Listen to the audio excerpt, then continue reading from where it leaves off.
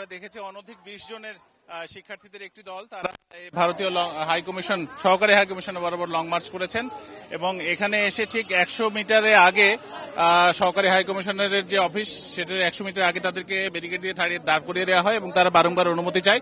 তবে পুলিশের পক্ষ থেকে কোনো অনুমতি না মেলাতে তারা জোর জবরদস্তি করে আসলে ভিতরে যাওয়ার চেষ্টা করেছেন, কিন্তু পুলিশ তাদেরকে আসলে সরিয়ে দিয়েছেন। এখন তারা এই সামনেই ব্যারিকেডের সামনে আসলে এখন পর্যন্ত অপেক্ষা করছেন। আমরা একটু তাদের সাথে কথা বলার চেষ্টা করি। আপনি একটু বলবেন যে আসলে কি হলো আপনার? আমরা সুন্দর মতো অবস্থান কর্মসূচি পালন করছিলাম, আমরা তাদের কোনো গায়ে হাত তুলিনি। তারা ডিরেক্ট এসে আমাকে ধাক্কা মারছে, আমার সোহাই ভাইকে ধাক্কা মারছে, আমার বোনকে, আরো যারা আমাদের সহযোগী রয়েছে তাদের গায়ে লাঠি চার্জ করছে, হাত তুলছে। কোন সাহসে তারা এই কাজটা করে? হাত একদম ভাঙে গুড়ায় আমি এখানে রেখে দিব। আপনাদের দাবিগুলো কি ছিল? আমাদের দাবি ভারতপন্থী কোনো কাজ আমরা এই দেশে মানবো না।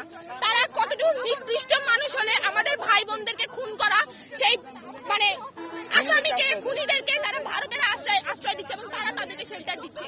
কতটা নিকৃষ্ট মানুষ, তাদের দেশের প্রতি কোনো মায়া মমতা কিচ্ছু নেই।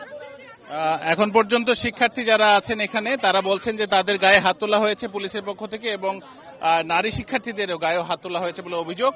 তবে আমরা দেখেছি যে পুলিশ অনেকখানি আসলে তাদেরকে ঠেলে দূরে সরিয়ে দেওয়ার চেষ্টা করেছে, তবে কাউকে লাঠিচার্জ করা হয়নি। এখানে শুধুমাত্র সরিয়ে দেওয়া হয়েছে এই জায়গাটি থেকে। নতুন এবং ফিরে আসা গ্রাহকদের জন্য নগদে চলছে ক্যাশব্যাক সহ প্রতিদিন হাজারো উপহার জেতার সুযোগ। হবে আশা আর ফেরা, সারপ্রাইজ সেরা।